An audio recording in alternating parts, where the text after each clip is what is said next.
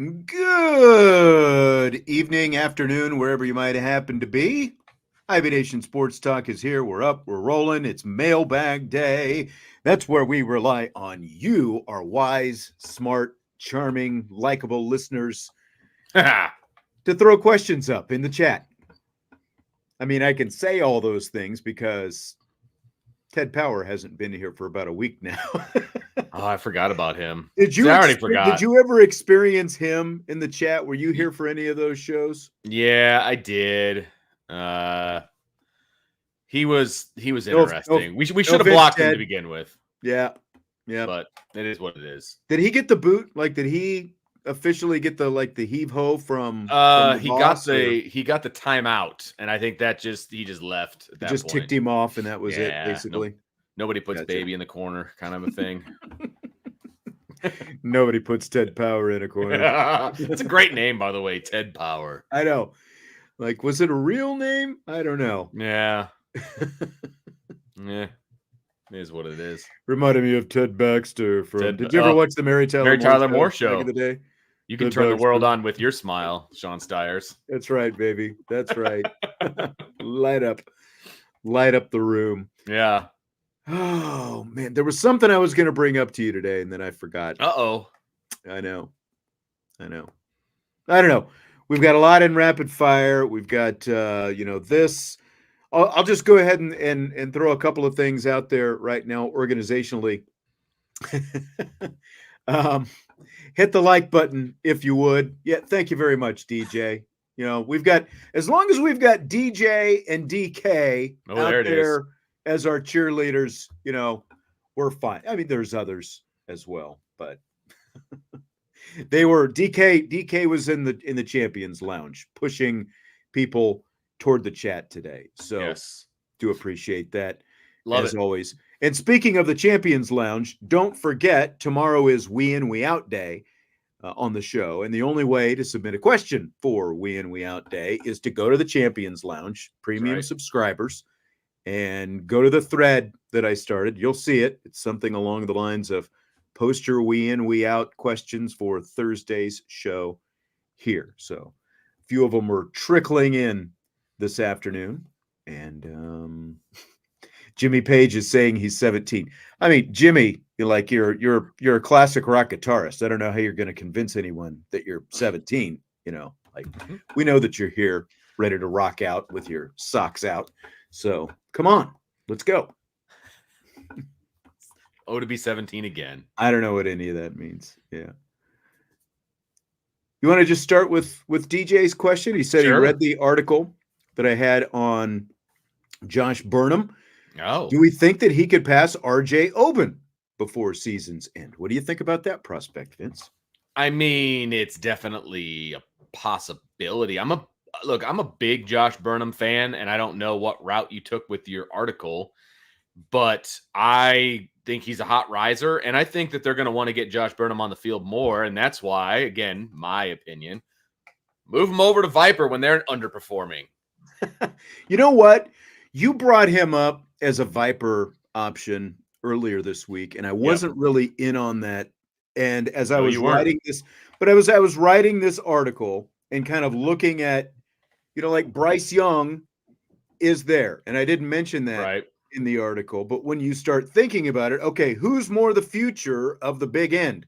Is it Josh Burnham, who probably still needs to continue to like hit the protein shakes and steaks and continue to, he's added good size just since he's been here, you know, a little over 20, 25, bordering on 25 pounds, you know, just since he's been here in a couple of years at Notre Dame. But he does have linebacker in his background. That's what he came here to play. So he's got that skill set, kind of like Tui Alamaka over there, who has already moved to Viper. And when you factor in Bryce Young and his upside and all that, maybe, you know, again, I'm not saying this year, because I think that he's going to be a really good complement to RJ Oben at that big defensive end, but maybe next spring, you know, when Botello is gone, maybe we see more of Burnham over at the Viper side. I wouldn't completely be surprised at that, kind of the more I think about it, because again, like when you factor in Bryce Young and his upside and everything at that big defensive end spot. So for me, answering DJ's question, I kind of answered it right there. I feel like he's going to be a great compliment. We're going to see a lot of him this year, behind RJ Oben, but I don't think that he necessarily passes him on the big defensive end spot this year. And that's going to be tough because RJ Oben has a ton of experience. Obviously, he's used to being the starter. Coming over from Duke. I mean, that's what he was brought over to do. Now, I'm not saying it's like a Kane Madden situation where just because he was brought in to be the starter that they're not going to allow someone to pass him up if he's not, doing what he's supposed to do. I'm not saying that at all, but I am saying that he comes in with more of a resume than other transfers have come in with, on the defensive line. And so I feel like he is probably going to be able to maintain the starting spot, but I feel like Josh is good enough that he's going to be pushing for more snaps and more playing time. And I think the coaching staff might have to get creative in order to get potentially both of them on the field at the same time. I definitely could see that being the case. I'm a big Josh Burnham fan. I think he's athletic. I think he's fast. I think he's twitchy. I think he gives you everything that you want coming off the edge, right? Right. And I think you can make it work having them both on the field. I think those guys for 2024 are your best guys on the edge. I think those are your two best. Okay. And I would like to see them on the field at the same time. Now, it is well within the hands of like a Jordan Botelho and, Junior Tuihalamaka and whatever to say, no, I'm the best at this position. I need to be on the field. And that's fine. That would be great. Someone's got to step up on the other side. I just need to see it first. Like I was seeing, everybody's out there playing the video game and they're like, oh, Jordan Botelho had 5 sacks in this game. It's like, yeah, I wish that was reality. I really do. I hope the light turns on and he just goes bonkers. Right. If you could only plug, 94s and 96s into, like to the real Jordan Botelho, and that's what you were actually going to go out and get. Well, and it is because he's like literally he has those. Yes. He has all the measurables, right? Yes. Like he plug in. He just hasn't turned it into performance on Saturdays. Correct. Is the problem. You plug in his attributes and his measurables into a game, that's going to produce. The problem is he just hasn't done it yet, right? Yeah. I mean, that's the biggest issue. It's got to turn on Saturdays, and we haven't seen it. So I hope it does. I hope number 12 is the highlight of the defense. That would be fantastic. I just not holding my breath. Our classic rock guitarist Jimmy Page says 17 likes is what he was referring to, not his age, apparently. I saw someone said he likes 17 years old. I have no idea how old Jimmy actually is. So, like if he actually is I kind of want to know now. 18 range, that's okay. But, let's keep it above the board. I kind of want to know how old he is now, to be honest. Yeah, with you, I know. But I want to know how well he plays guitar is what I want to know. Yeah, right. Okay, Tommy had one of the first questions in here. He's got a series, but I want to get. I was confused at first when I read this. Oh, great! And then I read it a couple times, and it made sense. So as you read this, he's talking about shoe sizes. We're talking metaphorical shoe sizes. Oh, to fill his shoes. Yes. Okay. Yes. Gotcha. That's why it took me a couple times trying to figure this out. What the shoe? And he told me yesterday there was a shoe size question that was coming. I was like, God, yikes! No idea. I mean, I got to give him credit for the out of the box creativity, thinking. Yeah, the creativity. I'll let you read it for our podcast listeners. But yeah, this is impressive. Okay, so again, Tommy's talking metaphorical shoe size here. He says, let's say Joe Alt wears a size 18 shoe. How many shoe sizes does Charles Jagasaw need to grow by game 1, game 7, and game 12? What shoe size would you currently say he fits so far? So he's saying, obviously, to fill Joe Alt's shoes, right? How many shoe sizes does Charles Jagasaw need to grow by game 1, game 7, game 12? And what size is he currently at right now? So Alt's starting point is an 18. So where is Jagasaw now? Where does he need to be game 1, et cetera, et cetera? So here's the thing. We're talking Joe Alt as the top 5 NFL draft pick, size 18, right? So we're comparing a first-time starter to a top 5 NFL draft pick, first of all. So he'll never get to 18 this year. I'll just throw that out there right away. Okay. So he's never going to get to 18. Now, I will say I kind of want to start like at the end of the season and kind of work my way back. And so I would say he'll be like a 16-ish by the end of the season. I like that because starting with what you were talking about, again, Joe Alt, top 5 NFL draft pick. Right. So, like, are we really expecting Jagasaw to get to the 18 that Alt was, theoretically, if Alt was an 18? Right. My answer is no. That's unrealistic. So I'd say 15, 16 in that ballpark. You'd be pretty good. So that's unrealistic, right? I mean, 3 years from now, sure, let's have that conversation, right? But I'm not ready for that yet. So I would say 16-ish is the absolute ceiling. If we're backing it up to midway through the season, I would, and probably even like for this year, I'd say 14. Even, and that's probably fair too. To be honest, that's probably fair.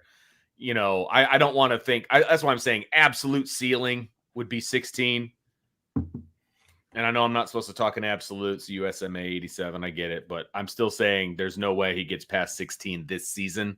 So realistically, I agree with you. Let's say 14 is what he actually hits, maybe 14, 15 in that neighborhood. I think that's fair. I think halfway through the season, he's probably at like a 12 or 13 because he's going to have a lot of get-right games in the first half of the season. Right. And I think that's where you're going to see a lot of growth from him. So I think... And that's the thing. He's going to be tested right out of the gate. Sure. With Texas A&M, but then he's going to have... like a month and a half, basically. Yeah. To figure some things out based on what happens at Texas A&M. Right. And so he's probably at like 11-ish right now, 10, 11.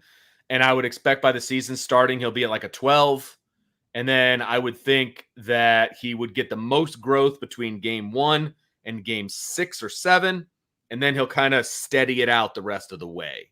So maybe ending up at that 14 or 15 mark. Does that make sense? Yeah. I think he'll grow the most because he'll have the most opportunity to grow the most. And then we just need him to hold on. Just hold on and just keep doing your thing and get to where you need to be. I'm going to say he's a 9 or a 10 right now. Okay.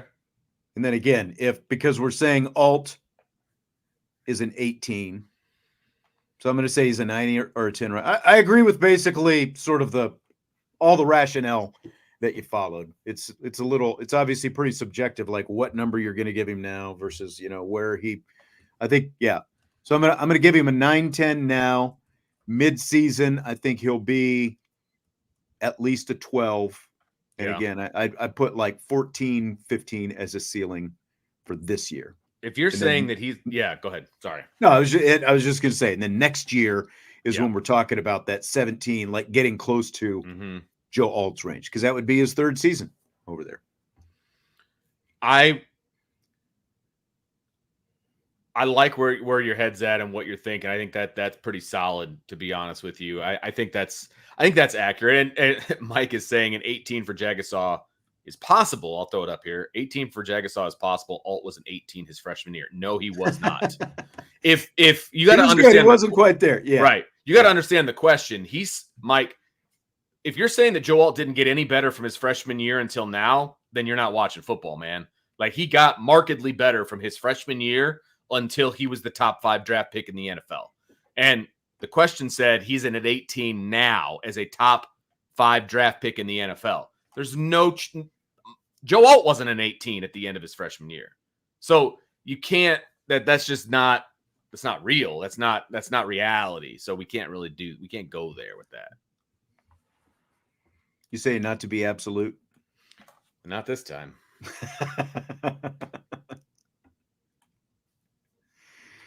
Jimmy Page, by the way, riding the stairway to heaven, says he's an 80 or he is 80. Good for you, Jimmy. Like, is it possible the real Jimmy Page is dialed into Notre Dame football and he's just, like sitting there, smoking, and he's like Jimmy Page is 80 out and he's picking. Did you know the that? Real Jimmy Page is 80. That's what I'm saying. Yes. See, now, oh man, I know. Now you got me thinking. I think he's just messing with us at this point. but that's okay. USMA 87 said the Texas A&M Notre Dame simulation from NCAA 25 has Notre Dame winning 27-17. I'm not surprised. Cool. I expect a bigger win. Like, how much bigger? Not much. Like, that would probably be my ballpark right now. You know, we haven't seen Notre Dame so far. I think we win by 2 touchdowns. So, I mean, I'm not saying by much. That's still a 2-score victory. Yeah. You know, that's a double-digit victory. That's pretty decisive at Texas A&M. I think they win by 2 touchdowns. Okay. Well, that's only 4 more points. Right. That's what I'm saying. Simulation's got them winning by 10. Yeah. He said the simulation had several turnovers. I don't think Notre Dame is going to turn the ball over that much. I really don't. I think they're not going to be conservative by any stretch of the imagination. But what kind of turnovers are we talking about? I don't see Riley Leonard throwing a bunch of interceptions. I don't see the running backs fumbling. Like, I'm very curious to see. Riley Leonard doesn't turn the ball over, guys. Like, where that's not a thing. Again, USMA is just reporting what he saw on the video game. I'm not pushing back on you at all, my man. I'm just saying what in Riley Leonard's history says he is a turnover magnet, right? Like, there isn't one. You know, Sam Hartman had a bit of that reputation when it comes to interceptions. But, yeah, he's saying that Riley Leonard threw 2 picks and he fumbled. Hey, I don't see that happening. Yeah, you know, if that happens, I think Notre Dame loses. They're not going to win by 10. It's a video game. Yeah, they're not going to – they don't win that game if that happens. No, if they turn the ball over 3 times, there's no way they're winning by 10 points on the road in that game. Right. So, Woo Riders DG, will the Irish be able to run the ball decisively on Texas A&M? It's going to be tough. I mean, Texas A&M's best part of their defense is their front 7 and more specifically their defensive line. So that's not going to be an easy task. Depends on what your definition of decisively is. I think they will run enough that Texas A&M is going to have to respect the run game, but they're not going to run for like 200 yards, I wouldn't think. But they'll be able to throw the ball. They'll be able to get the ball to the flats, get it outside to some of their playmakers, you know, throw the ball to Jeremiah Love, get him the ball in space, you know, things of that nature, some kind of extended runs to the outside. I think they're going to be able to do some of that. You know, they're going to attempt to run the ball right at Texas A&M, and maybe that's a great way to go about it. But it's going to be tough. It's going to be tough to get a decisive running game going. They'll be okay. I think they'll run the ball effectively, but decisively would, again, like tend to say more like what you're talking about, closer to a 200-yard rushing game or something like that. They'll be effective. Yeah. I think the biggest question in the run game, especially when you've got a guy like Riley Leonard, is a lot of people assuming that Mike Elko has some decided advantage in this matchup because obviously he coached Riley Leonard for 2 years. But that'll be a big question when it comes to just how Notre Dame runs the ball is what the counterpunch is from Texas A&M's side with dealing with Riley Leonard, keeping him contained. Can they keep him bottled up and not effective as a runner? Because that's going to be against Texas A&M, against Florida State, the better opponents. I think that's going to be an even bigger factor, is how much of a factor Riley Leonard can be running the football, not just Notre Dame's running backs. Because if he is effective, that keeps things opened up for Jeremiah Love, Jadarian Price, and obviously, just everything becomes more effective as Riley Leonard runs the football better. Yeah, no question. He's going to be a part of the running game, and it's not just going to be getting out of the pocket and scrambling a la Ian Book. Like, he's going to be a part of the running game. They're going to run the ball with him. You know what I mean? There's going to be designed runs with Riley Leonard. And so that only helps the run game because that's just another hat that you have to take into account when you're the defense. And so that could help, get the running game going. And, when they're doing the zone reads and things like that, you've got to account for not only the running back, but you also have to account for Riley Leonard. I mean, he's a legit running threat. right? I mean, if you go back to, everybody said what a great runner Ian Book was. Those weren't designed runs. That was him bailing out and running the ball. It was effective for him, no doubt about it. But it's going to be completely different watching Riley Leonard in this offense than it would be like if Ian Book was trying to run Mike Denbrock's offense. Yep. On this subject, Jimmy Page, thanks for the super chat. Are we surprised that Notre Dame is a 1-point underdog? Hugely surprised. Outside of the fact that this has nothing to do with the actual game being played, it has to do with money being bet in Vegas. I think they're tinkering with the line a little bit to make sure they get even money on both sides.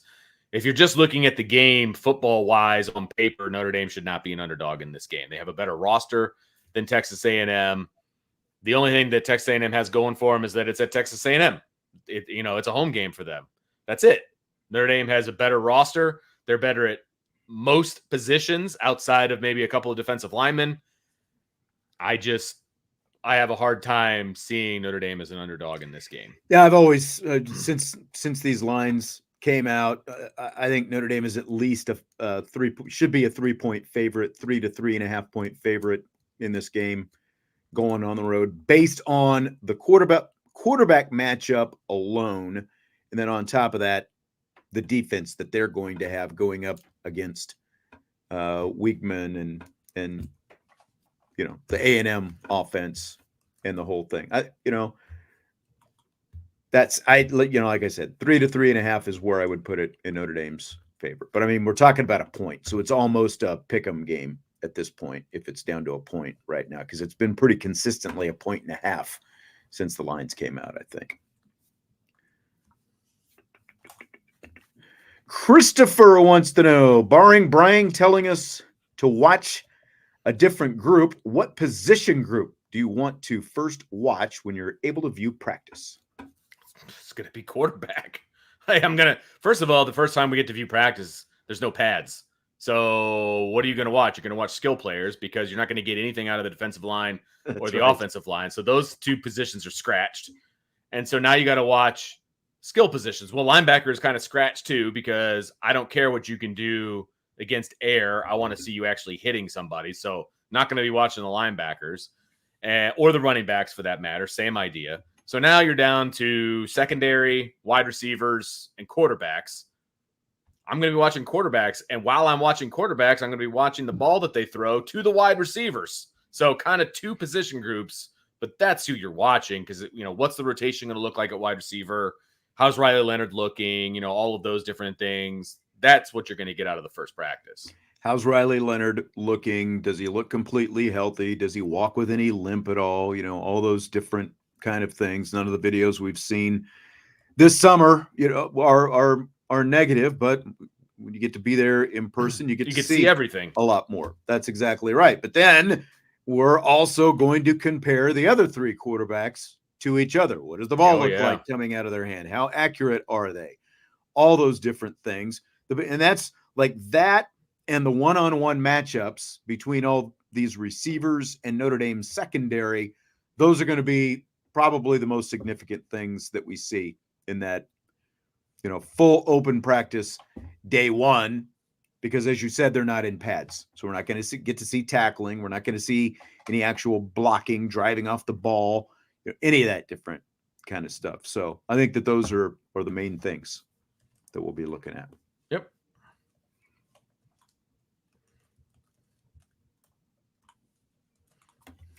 Mike wants to know if we see a future at wide receiver at Notre Dame for Jeremiah Love. No, he's a running back who happens to be able to catch the ball out of the backfield. He is not going to be a wide receiver. No, this is not a Chris Tyree situation.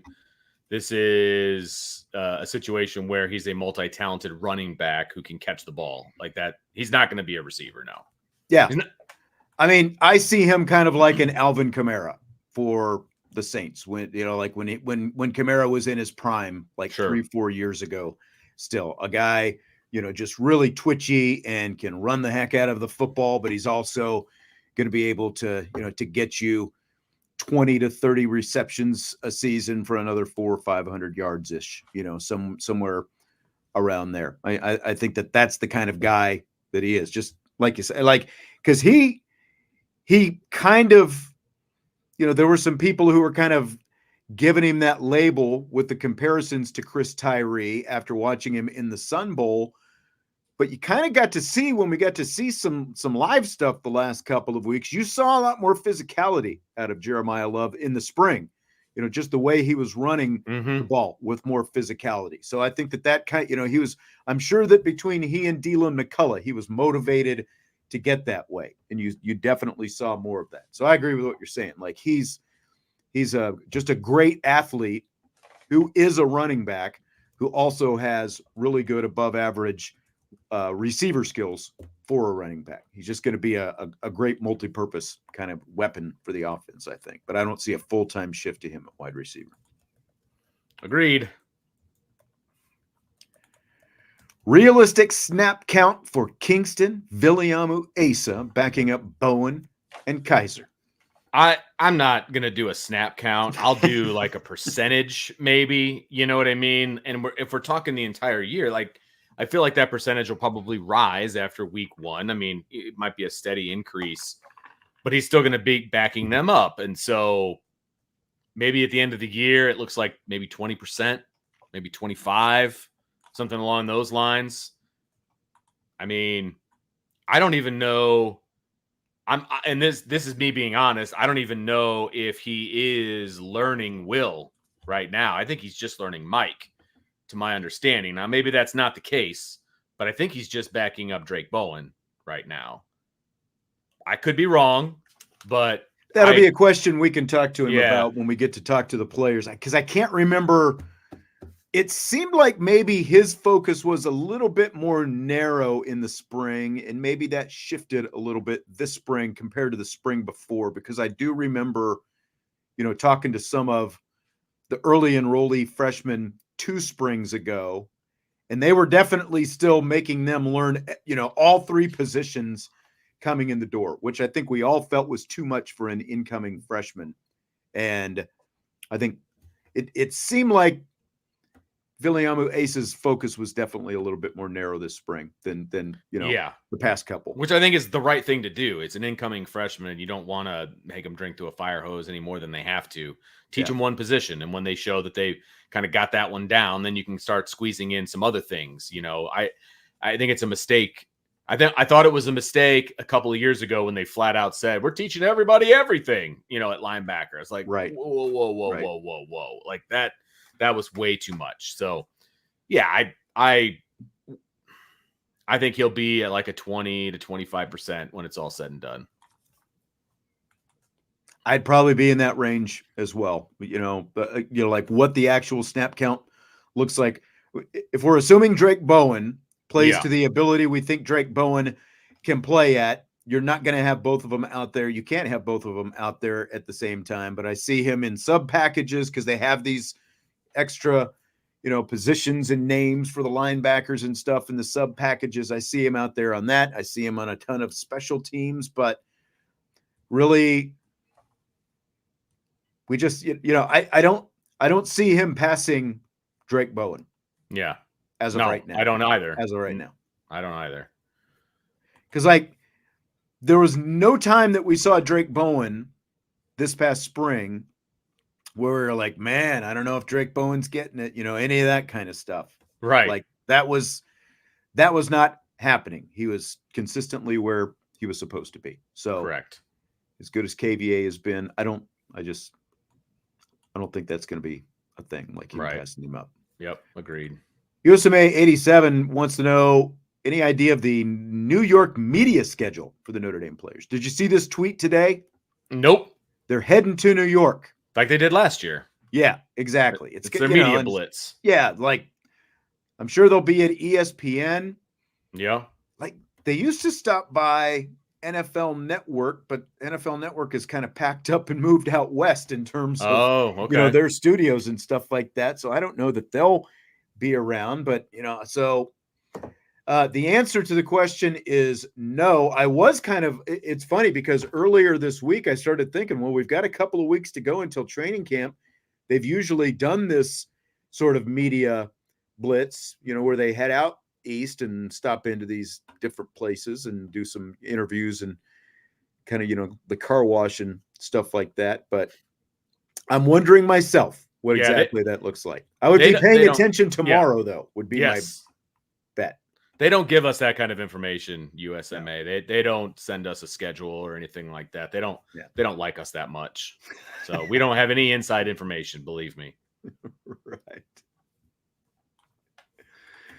Carlos wants to know if we know when or why players started to wear the number 0, maybe being an old head, but I hate the way it looks on players. He says, what was it, about 3 or 4 years ago when they added 0? The NCAA approved players wearing 0, basically. I mean, that's Braden Lindsay was the first one, I believe, at Notre Dame to wear 0, right? Yeah. And he wasn't, let's see, what year was that? Let's see here. He was 0 in 20. Okay.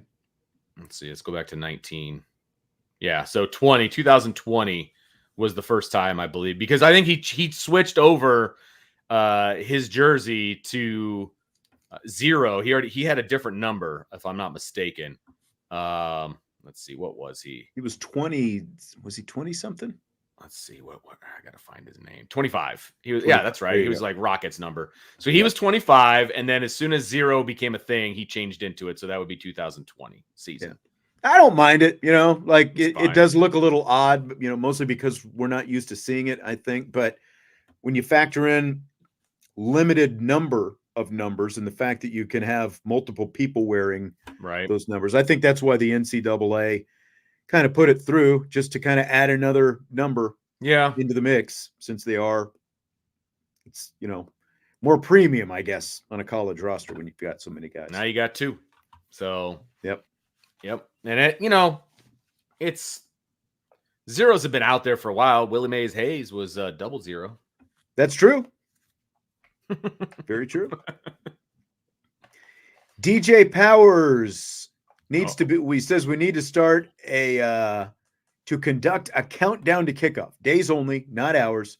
Minutes and seconds to launch. 14 days to training camp. Is that what you're looking for? Like if it's kickoff, then you got to add another 30 days to that. So yeah, I don't go by actual kickoff, because as far as I'm concerned, the season starts 2 weeks from today when fall training camp starts. So that's true. Then we're right back into the thick of it. And that's right. We're all on the beat. We're all over there. Interviews, coaches, players, all that kind of stuff.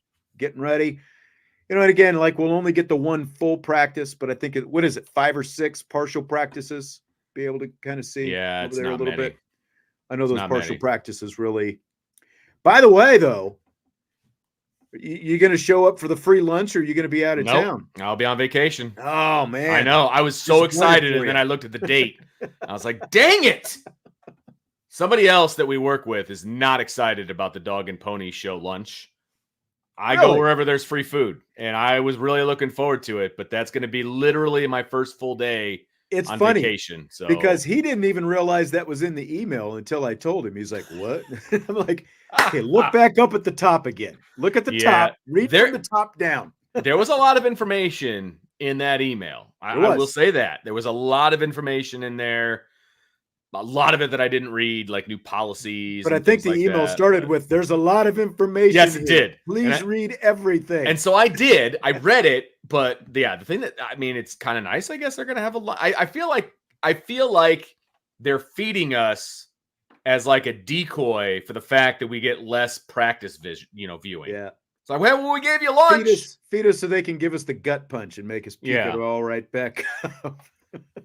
Because I felt it when I read that. I was like, are you kidding me? We get one full practice and they're not even in pads. Yeah. Awesome. Thanks. But we're also getting at that lunch. It's like, okay, here's your lunch. Mm-hmm. Here are the rules of being here. So I'll be curious to see if there's anything new that kind of pops up this year.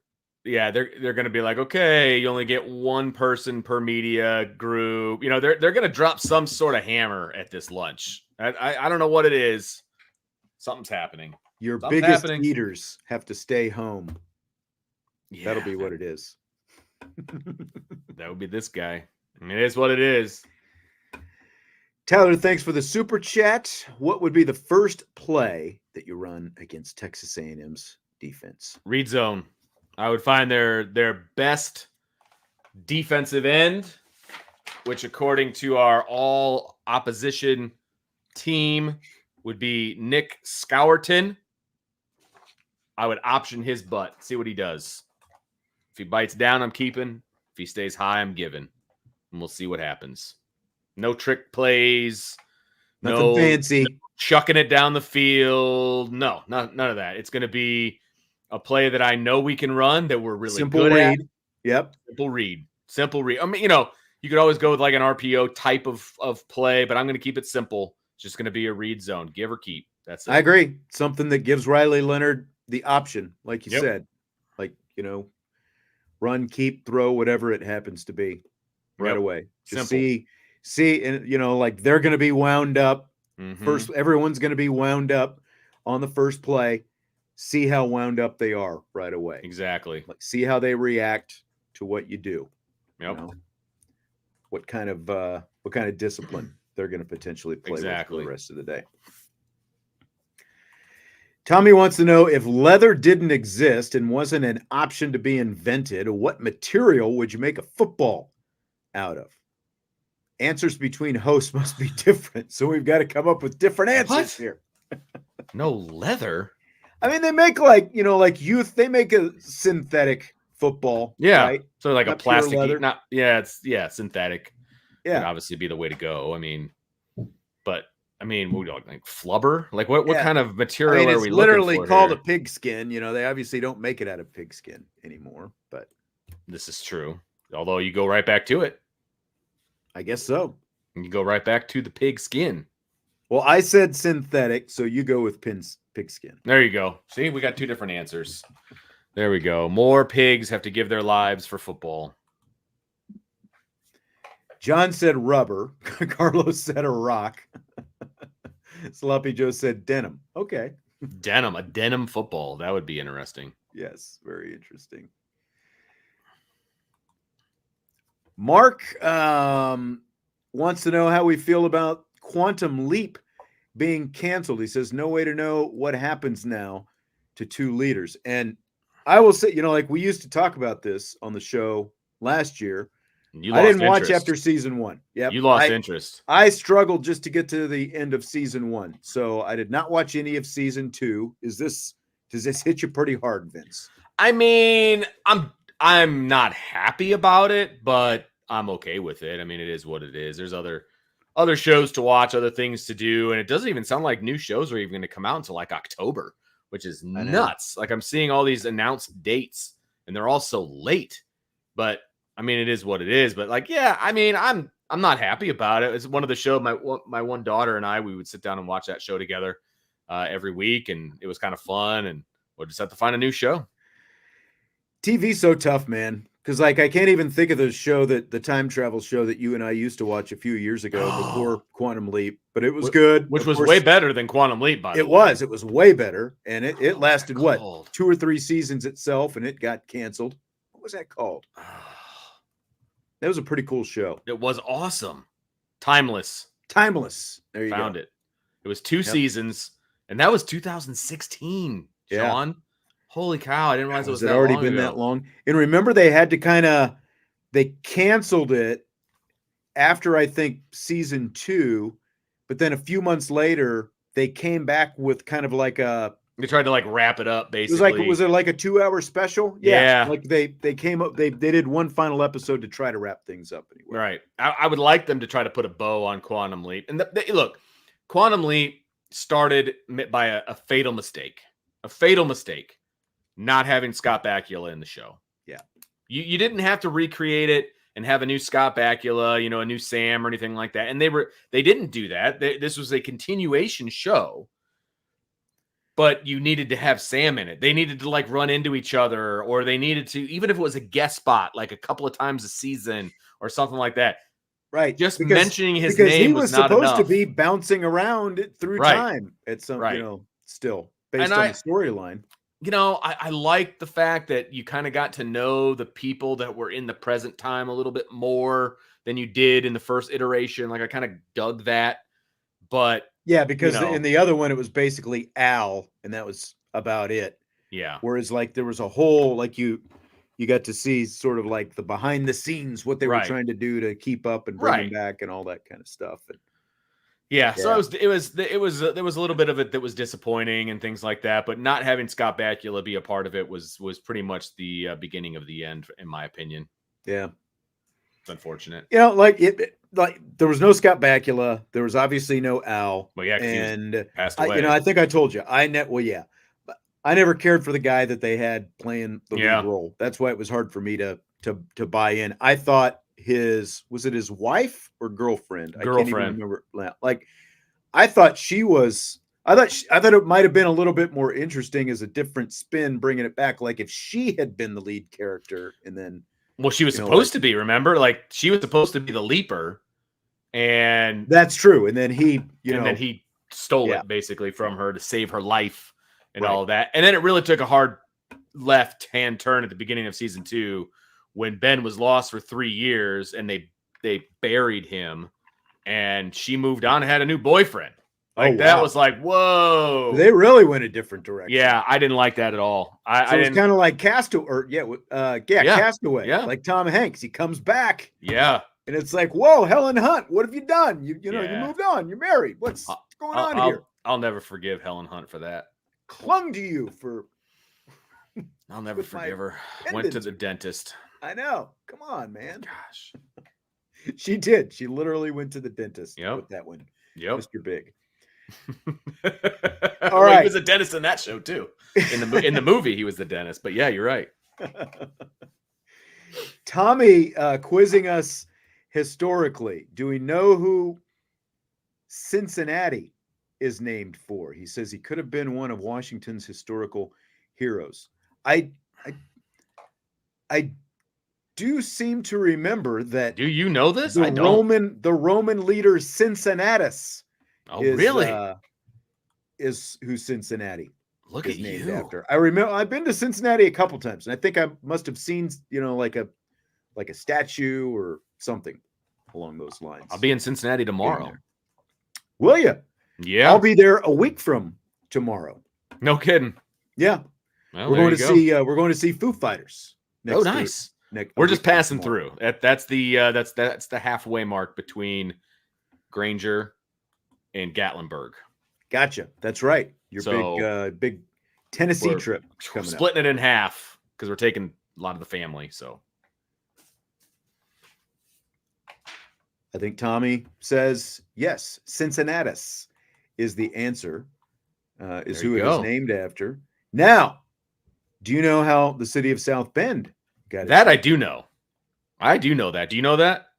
I believe so. It is. I might not know. Go ahead. It is the South Bend of the St. Joe River. Right. So the St. Joe River comes down out of Michigan, and then it curves back up and goes back around. And this is the South Bend of the river. Right. Really inventive name. I was going to say they were very imaginative when they named the city of South Bend. Yeah. Not nearly as clever as Cincinnatus.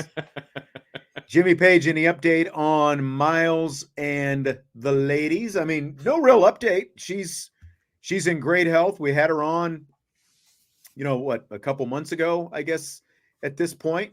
She did an interview with us here, and she's been practicing with the rest of the team, all summer. Her and Hannah Hidalgo practicing together, and the rest of the team practicing together. And everything that I've heard says that things are looking great over there. And in fact, did have, if you missed it on yesterday's show, Leah King, the Pitt graduate transfer, was a guest on the show. If you haven't heard it, that's right. Wherever you listen to this show, Apple, Spotify, YouTube, wherever, there's a Leah King up there, a Leah King interview up there. Yes. And she talked a little bit about taking passes from Olivia Miles, just saying you got to be ready all the time when Olivia Miles has the ball in her hands.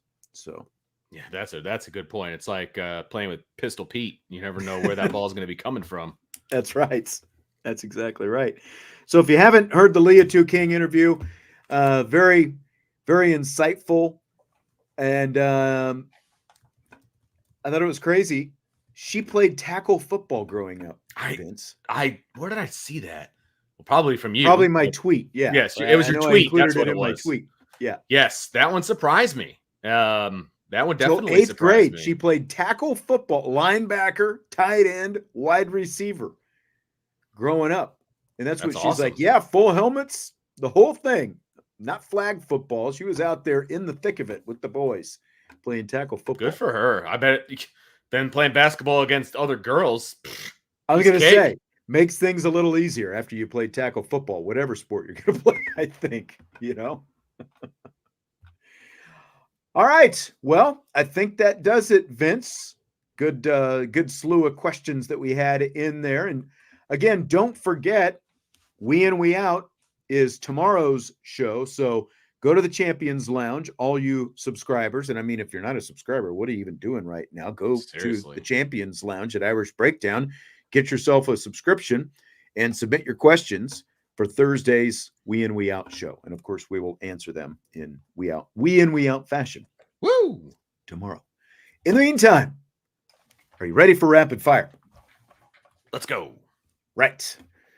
So, question number 1. Are we giving Riley Leonard too much hype, not enough hype, or just about the right amount of hype right now? Okay, clarification question. Okay. Who's we? The royal we. Like the media, the fans, I think those are two different answers. I came up with this question because, we've talked a little bit more about Riley Leonard, I think, the last couple. Not that we haven't talked about him, but yeah. I just started thinking like, man, are we expecting too much? Are we expecting the right, like that kind of thing? So it can be us, it can be external. Okay. You can, like I said, it's royal. So you can put it wherever you want to put it. So it's a really good question because he is getting a lot of hype. There's no doubt about it. And in retrospect, if we go back a year, I think Sam Hartman got too much hype coming in. I think people saw him as the savior of Notre Dame football, and obviously that did not happen. I think that we are giving the proper amount of hype to Riley Leonard at the moment. We're saying that he has the talent to take Notre Dame over the hump to compete for a national championship. I think that's accurate. And I think if you just watch his film and you watch him play when healthy, which was all of 22 and the beginning of 23, I think he shows that to you, right? I think he makes that case all by himself. I don't think it's too much unless you're talking about the people that are like, he's going to win a Heisman, he's going to do all these, like, that's too much, right? If he does at Notre Dame what we think he should do, then that stuff just comes along with the territory. I'm not, nobody was predicting Jaden Daniels was going to win the Heisman Trophy last year, right? And based on he single-handedly won games for that team. There's no two ways about it, right? And his stats were unbelievable. Right. If Notre Dame goes 11-1 or 12-0, the starting quarterback at Notre Dame is going to be a finalist for the Heisman Trophy. Okay, so I guess you're kind of talking about both at the same time. I think we're right where we need to be with Riley Leonard. I think he does have that talent. We talked about him on Monday as far as him, kind of being the right guy off the field as well. Yep. I mean, the proof's right there, So I think it's right about where it should be. I think it's where it needs to be myself as well. I think it is appropriate. Like if you look externally, like even like look at Vegas and the Heisman odds. I don't think he's in the top 10 in terms of the Heisman odds right now. So obviously they're not putting any overly abundant amount of hype on him. And I think even like from a media standpoint nationally, I think they're kind of underselling him a little bit right now. One, because of the injury that he had last year. And I think people are kind of holding off just to see how healthy he is. And here's DK's point. He says he's tempered after last year. I get that. Because there was a ton of hype on Sam Hartman a year ago. Now, big difference. One, in the kind of quarterbacks they are. Two, and I think that this is the even bigger one, Jared Parker is gone and Mike Denbrock is here. That's a huge difference. And like me, like I almost feel like maybe my hype has gone up too much because I'm leaning so much on that what Mike Denbrock did with Jaden Daniels last year. Yeah. And looking at, you have a very similar kind of quarterback, as Riley Leonard says, like they're very similar. He's like, hey, he might be a little bit faster than me, which is true, but at the same time, they're very similar. They're a very similar kind of quarterback, and you've got the same offensive coordinator. You've got better skill talent around Riley Leonard right now than, I think even, than what Notre Dame had last year around Sam Hartman. So, like to DK's point, I'm tempered a little bit, but at the same time, again, like when I lean into this Mike Denbrock connection, like personally, I know that I'm starting to sort of push mine up a little bit as well, especially as we've seen him working out this summer, and he has looked pretty healthy. Because I think that's everyone's biggest concern is just, is he going to stay healthy this year? And I look, it's a legitimate concern to a degree. I don't want to go down the injury trail again.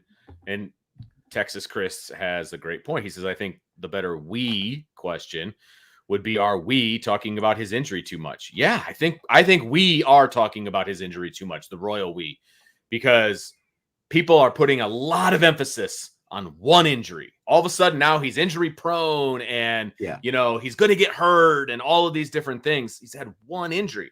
It was a bad injury.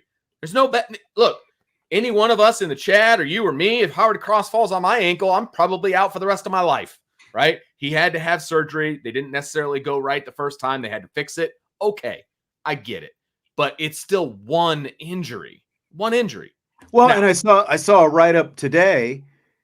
I think it was might have been on ESPN where, they were talking a little bit about Riley Leonard and him being an X factor and that kind of stuff. But, they brought up, well, even when he did play last, they brought up the injury, but it was like, even when he did play, he didn't have great numbers. And it brought up, his 53, whatever completion percentage. That was after he got hurt, though. And that's what I was going to say. He was affected by, because it was an ankle / foot injury. And it was his right ankle. It's the one you push off of when you're trying to throw. Exactly. Common sense, folks. If you look at his completion percentage before he got hurt, it was like 74. It was some ridiculous number. It was a high number. And then, of course, after he got hurt, it went down. I mean, yeah, I get it. Yes. Brian, thank you for the super chat. He says, love this channel. Been listening to IB members since 2016. Woo! Before there was IB. Okay. So he was listening to IB before there was. Okay, I'm just making sure I got that right. Okay, but he says, I think we get Meadows. What say you?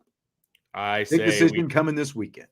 Do we get Meadows when it's actually signing day? Maybe. Do you get Meadows when he announces? I say no. That's where I'm at on, and that's basically listening to Brian and Ryan and their talk and what they have put out there and all of that. It doesn't sound good. It doesn't sound like it's going to happen, but Notre Dame's not going to quit on him either. Right. And so there's a chance that they flip him once he sees what these wide receivers are doing in the Notre Dame offense throughout the football season. And so maybe by December, I give it like a 50-50, but his announcement, I think that's upcoming here, I'm going to say no. Same. I mean, it was good news. And if you've read some of Brian's intel in terms of kind of what's going on and the thinking and all that stuff, I'd say 50-50 at best right now that they get him. But I tend to lean toward what you're talking about. He's probably going to, not commit to Notre Dame this weekend when he makes his announcement, but that doesn't mean that they're going to back off him. They'll stay on him until December. And I've said this, whether it's Meadows or someone else, I do think that Notre Dame is going to keep working and they will flip somebody of significance at wide receiver by the time signing day rolls around in December. I think that that'll happen. Just got to play the long game with it. All right, Vince, we recently talked about which Notre Dame coaches we would like to see host a podcast. And I think we all probably remember Kyle Hamilton and company hosted the Inside the Garage podcast back when Hamilton was at Notre Dame. It It was. So, question today is, what current Fighting Irish player or players would you like to see host a pod? I would like to see an offensive line pod. I want to hear those guys talk. Exactly the same. That was like the first thing. No way. Offensive line. Yes. I would love it. Because nobody ever talks to those guys. I know. Ever. And they have, believe me, offensive linemen are some of the smartest guys on the team. Okay? They are. They have to be in order to be good. But I would love to hear some of the offensive linemen and their takes on the offense and, their takes on the defense that they have to play against every day. And, all of those different things, their outings to Mission Barbecue. I would just, offensive line is just a different animal than any other position on the field and any other position room on the field as well. Like those guys are like a family. They are always together on every team, but offensive linemen are always together if they're doing it right. Right. I think that would be amazing. I think that would be perfect. And then, like you could have one or two guys as kind of the main hosts of the thing. And then because there's so many guys in that offensive line room, you could kind of rotate through, bring some guys in, guys of different experience levels and stuff like that, talk about what it's like to sweat and eat barbecue and, everything else. And I think that would be a lot of fun. I think it would be a very unique perspective to get some of the, some of the grunts in there, the guys doing the heavy lifting. I think that would be a lot of fun. 18 offensive linemen, okay, on the roster. You're telling me you can't find some personalities in 18 different guys? I think that could be fun. Yeah, I think so too. Yeah. The other position group, and I think that I would kind of go with position group as well, would be the cornerbacks. I think that would be there'd be a lot of chirping and going on in that room. See, because what made me think about that, we played the Jordan Faison cut when he and Riley Leonard from that interview with Sean Crawford were talking about how there are a bunch of banshees out there just chirping all the time, like wanting to go out and cover wide receivers and all that kind of stuff, but like Benjamin Morrison, Jordan Clark, Clark obviously comes from, his dad, being on TV. Sure. And, he kind of had that personality when we got to talk to him in the spring, like I think, his personality would lend to it. Jaden Mickey, Christian Gray. I think that would be another one because, just what you said, I think you'd get some attitude coming out of that one. Be a lot of fun. It could be a lot of fun. Yeah. A lot of fun.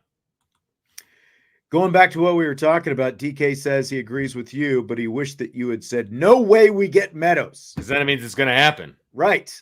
100%. Just wait for the opposite. That's right. That's what he's saying. DK said Cam Williams, Drake Bowen, Rocco, and Mickey would be his podcast. Okay. Guys. It's a little too heavily swayed defensive. No, it's 2-2. Never mind. 50-50. Yeah. Yeah, it's 50-50. You basically I don't know guys at four guys at four different positions. Yeah. Basically. That's not a bad little sprinkling of everybody. Yeah. I think that would be good. Okay, Vince. So Georgia is the favorite to win the SEC this season. No shock there. The Bulldogs have an over-under win total of 10.5 coming into the season. So we are going to predict Georgia's record this year. They start got a off tough schedule, Sean. They do. Tough they really schedule. do. They have to have one of the tougher schedules in the entire country.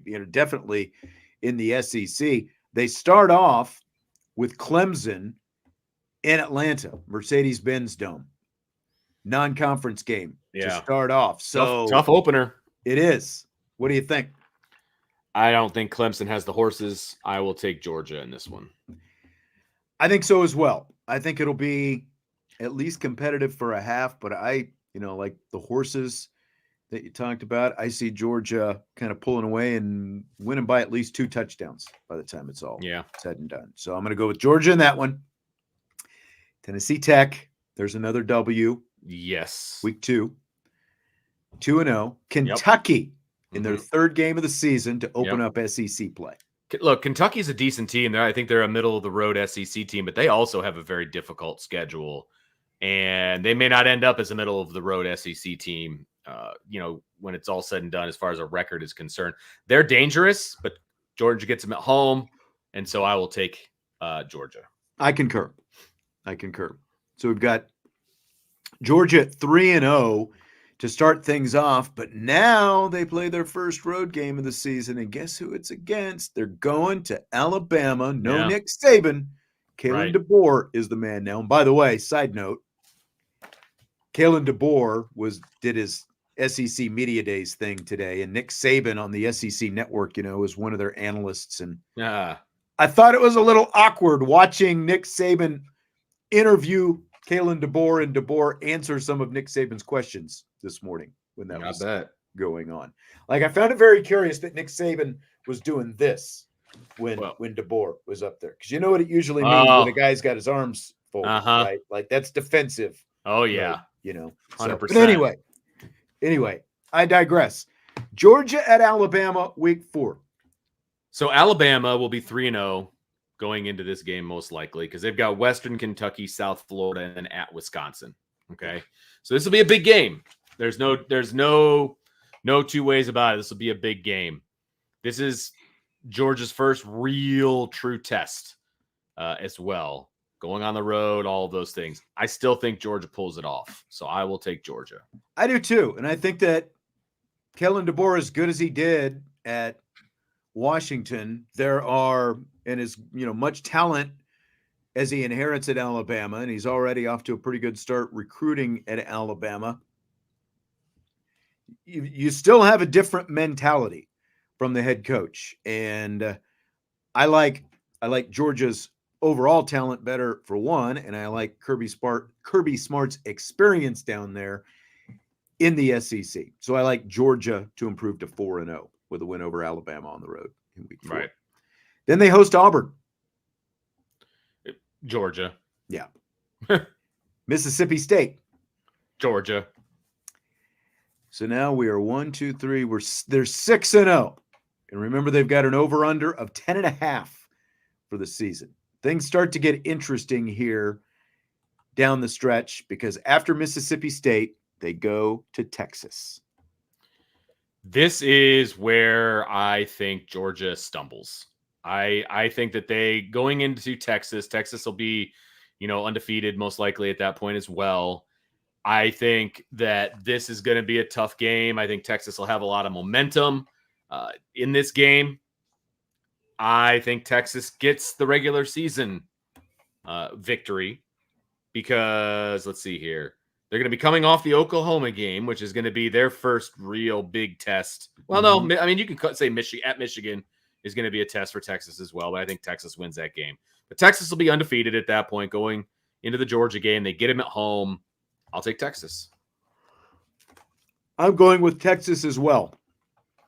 I absolutely agree. Like, I think that there are probably more people wondering, how's Texas going to fare now that they're in the SEC? There aren't some of the cream puffs that they used to have to play or used to get to play in the Big 12 now that you're going to the SEC. And this will be really, one, the fact that they're taking on Michigan to open up the season, that and they're going to Ann Arbor to do it. I think a lot of people are looking forward to that. But so they'll already have been tested. This will be the first really, really big boy matchup that the Longhorns play, other than Oklahoma, but that's a rivalry game. But this will be the first really big one they get to play.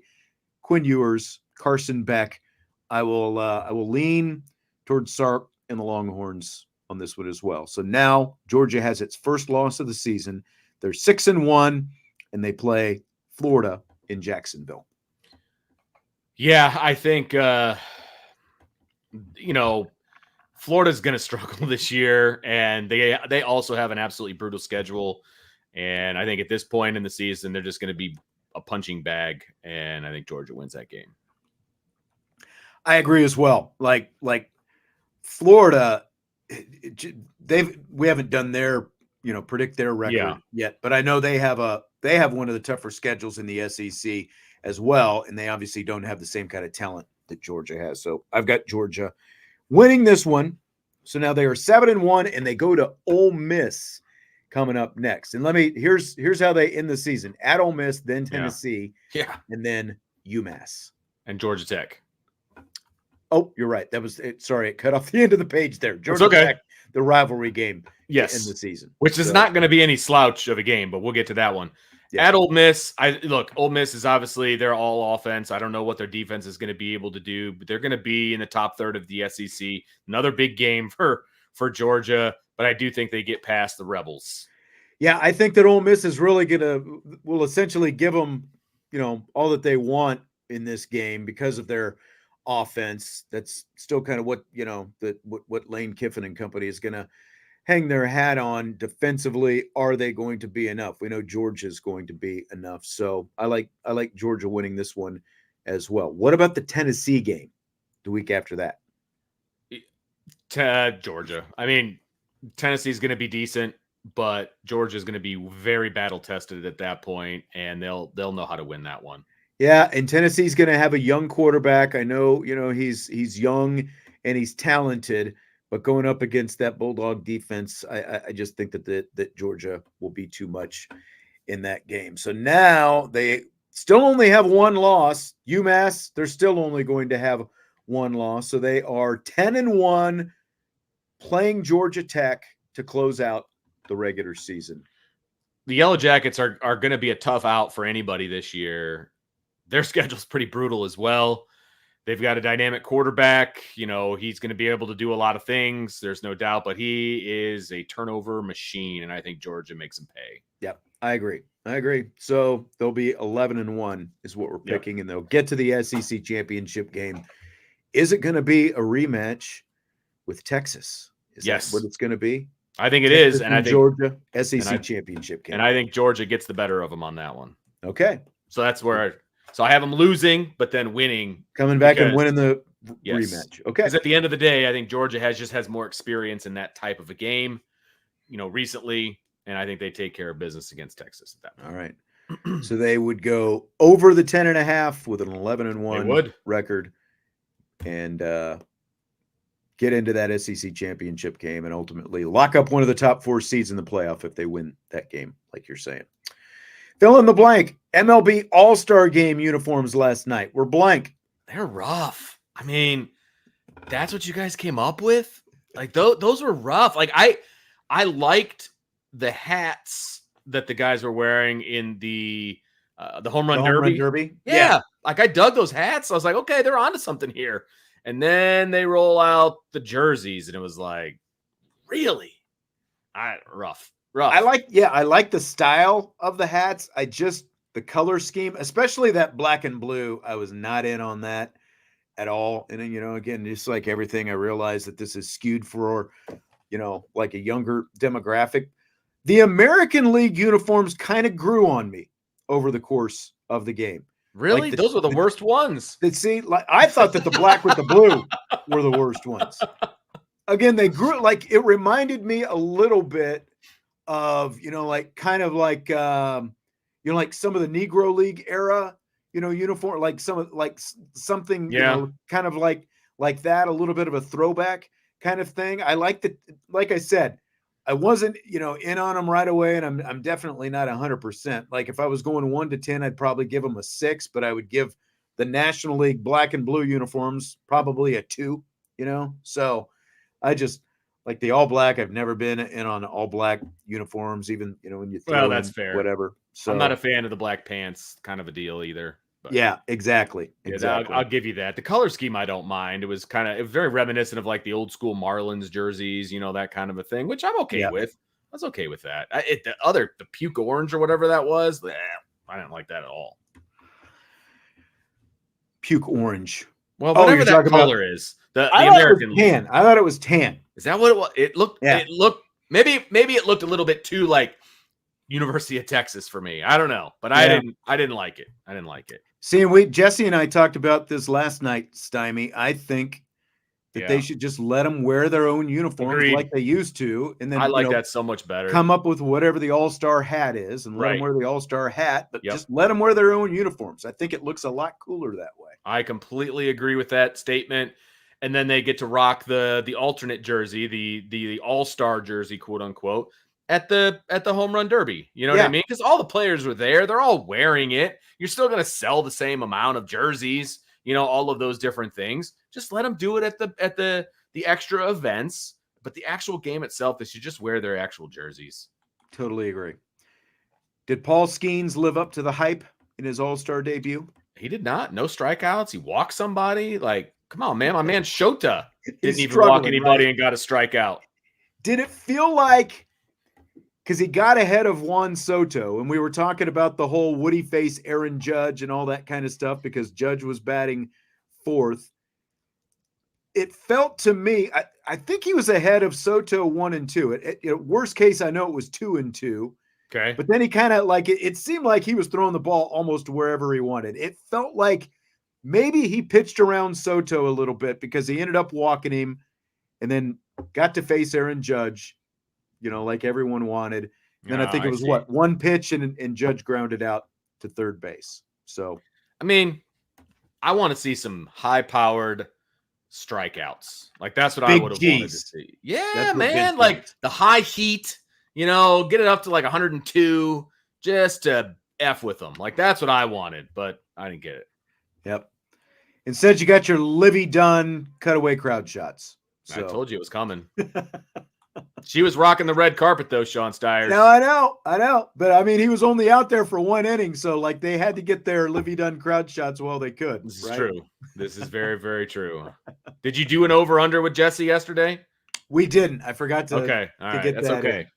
There's only 2 that I remember. Oh, all right. There might have been 3. I'm not sure, but Gilmore says, of course, Soto walks. He's always looking for walks when you need him to hit. But I like, get on base, man. It's okay to get on base. Yeah. Like, I mean, there was no way he was going to hit in that situation. Because again, Skeens got ahead of him. And then all of a sudden Skeens looked a little wild for 2 or 3 pitches. And it felt like he really wanted to face Aaron Judge, just the way a couple of those pitches went.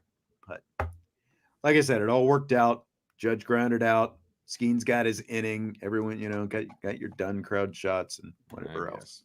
Okay, Vince. We talked about this being the 20th anniversary of the movie Dodgeball. Yes. Not too long ago. This is also the 20th anniversary of Anchorman, the legend of Ron Burgundy. So That's crazy. You more Dodgeball or Anchorman? I'm probably more Anchorman than I am Dodgeball. I've definitely watched Anchorman more times than Dodgeball, and it's close. And I'm trying to if I'm flipping through the channels, if I see, one or the other, I'm probably going to hang on Anchorman longer than I would hang on to Dodgeball. Yeah. I mean, I'm more in on Dodgeball. I've definitely watched it more. And I think it's mostly because Anchorman is just a longer movie. I think it's close to 2 hours, because they basically, I don't know if you ever heard this, but when they filmed when they filmed Anchorman, they basically filmed 2 movies worth of stuff because, Will Ferrell and all those guys were just ad-libbing all the time. And so they, from what I heard, they actually put out, on one of the DVDs, a second movie with all the stuff that they didn't use. And they actually, I guess they shot it one way and then they showed it to test audiences and the test audiences were like, eh. So they changed the storyline and all this different stuff. So interesting. Yes. 60% of the time it works every time, baby. There's some great lines in that movie for sure. There are. Do you have any favorite scenes from Anchorman? There's a lot of good ones, but the best one by far is the fight with all the different news teams. The Anchorman, the news team gang fight. Friggin' awesome. Hilarious. And the fact that the cameos. Yes, exactly. You got the cameos in there. I mean, just by far the best. And the trying to understand the Ben Stillers from the Spanish speaking station is even more hilarious. Really? But that even makes it more funny. So that's by far the best. And then at the end, they're like, I think he killed him with a trident or whatever it was. We're going to have you lay low for a while. Yeah, you might need to find a safe house. You're probably wanted for murder. Oh, gosh. That escalated quickly. Tim Robbins, no commercials, no mercy. The public Public TV. TV. Who else? So you had Vince Vaughn was Vince the main Vaughn guy or the main his opposition. Crew. Yeah. And then Luke Wilson rolls in with his crew and he gets his arm chopped off. He was the third place group. That's right. He'll always be third place. That's right. That was just because, like, especially seeing it for the first time, because you're like, what, probably halfway through the movie at that point. And they're supposed to be out like suit shopping and they wander into an alley. And then just all of a sudden you get those cameos with those guys, Ben Stiller, Tim Robbins, Luke Wilson come rolling out. Hilarious. It was great. Yep. Great movie. Dorothy Mantooth is a saint. Good one, DK. I like that one. All right. Well, that's going to do it for tonight. A lot of good stuff. A lot of good questions, as always. And again, Brick brought a trident. Where'd you get a hand grenade, Brick? That's great. Hit that like button before you leave. We do appreciate it, and it helps us out greatly. And don't forget, head to the Champions Lounge. Get your questions in for Thursday's We In, We Out show, and we will hit those tomorrow. Vince, safe travels. Enjoy Tennessee. And I guess we'll see you next week sometime. Right. Or will you be here next week? Yeah. I'll be back for the Wednesday show. Trying to remember. Okay. All right. Yep. But then you're Monday. Gone again after that for vacation. Yes. The following week. Yep. Gotcha. All right. That's going to do it. We will talk to you then. I'm a Nation Sports Talk.